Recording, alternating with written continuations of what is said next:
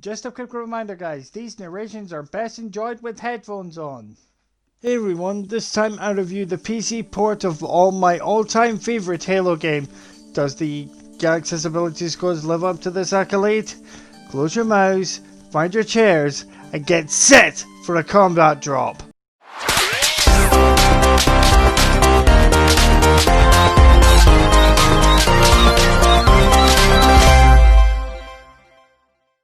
After Halo 3's blockbuster success, Bungie continued supporting Halo 3 with numerous map packs. The Noble map pack, which was later free, the Legendary map pack. When Bungie started a new project, Halo Reach, Bungie decided to undertake a side project. This project became Halo 3 ODST. The team at Bungie decided to use the exact same engine that is used for Halo 3. Today, this game arrived on PC as the fourth installment in the Master Cheif Collection. The story is set between the events of Halo 2 and 3. The Covenant has successfully invaded Earth. The Prophet of Regret is in retreat aboard a Covenant carrier. Hold up a second guys. Regret. Any idea what that means? The drop into the city went sour when the cruiser jumped into slipspace with our ass-kicking Spartan super soldier Master Cheif in hot pursuit. Now 6 hours after your team's initial field deployment, alone in the city of New Mombasa, it is up to you to find out what happened to your squad and uncover what the Covenant was looking for.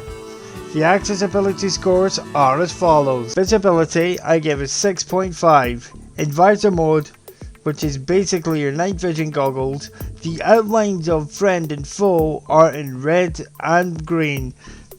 As we both know, red and green is a definite no-no when it comes to colorblind people. So, when you're using visor mode, you're just as much likely to empty a clip on your allies instead of fighting the Covenant.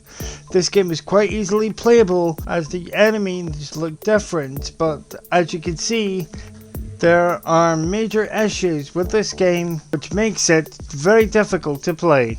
Next up, audibility gave an 11. Unlike other games of the collection, this game has subtitle support, so you'll be able to understand what's being said during cutscenes at last. The developers of this game is actually taking accessibility of this game seriously. As I have said in the previous entries of the series, you can use text-to-speech mode.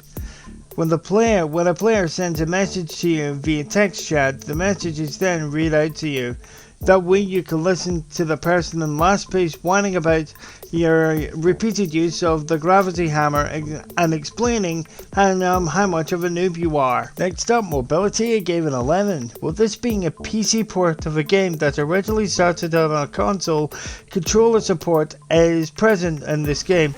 The amount of options in terms of button and stick layouts is very familiar to a person who's played a first-person shooter game before. There is also keyboard and mouse support.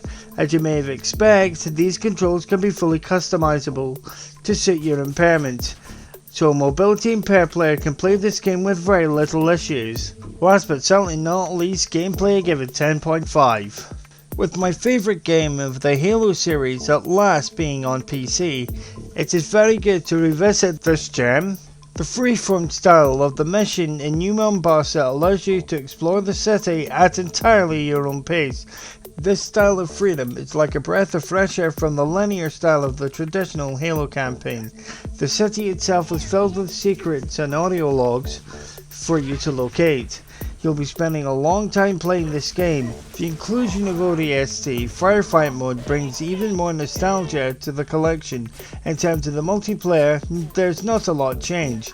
Although they have decided to add weapons and ODST added into multiplayer. To be fair, when this game was released on the Xbox 360, this game was met with criticism due to the lackluster of new content. The additional disc that came with the game was Halo 3's multiplayer with all the maps. But in my opinion, the feeling of isolation, the fact that you're not playing as a Spartan, and the soundtrack makes this game the best campaign in the series. Instead of charging in, taking out every enemy in the room, taking cover to regenerate your health and shields, then move on to the next. You have to be a bit more tactical.